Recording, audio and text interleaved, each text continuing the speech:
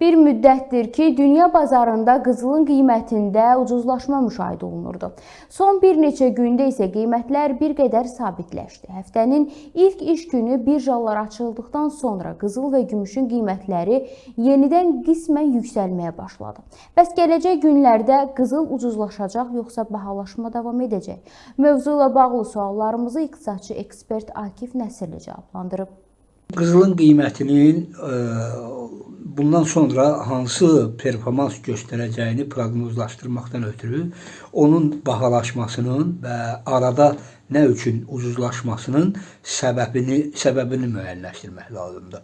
Bugün dünyada qızılın qiymətinin ümumən səbəbi demək fond birjalarında sahibkarların, kapital sahiblərinin təhlükəsiz ada kimi qızılı seçməsidir. Yəni, nə qədər ki, dünyada qeyri-müəyyənlik var, nə qədər ki, dünyada böhran yaşanır, nə qədər ki, geopolitik savaşlar sakitləşməyib, ona qədər qızıl bahalaşmaqda davam edəcək. Bəs qızıl arada niyə ucuzlaşdı? Ona görə ki, demək, Hörmüz boğazı bağlandı.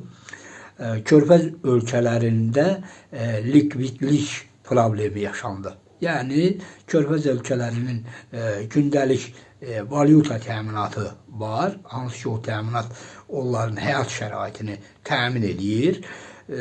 Neftin satışının dayanması onlarda valyutaya ehtiyac yaratdı. Başqa bir valyuta ehtiyatı əldə edə bilmədiklərinə görə, neftdən daxil olmalar dayandığına görə həmin o körfəz ölkələri başladılar qızılı satmağa, qızılı dünya bazarına çıxartmağa. Bu da istər-istəməz qızılın qiymətində sabitləşmə və ucuzlaşma yaratdı. Lakin indi artıq bu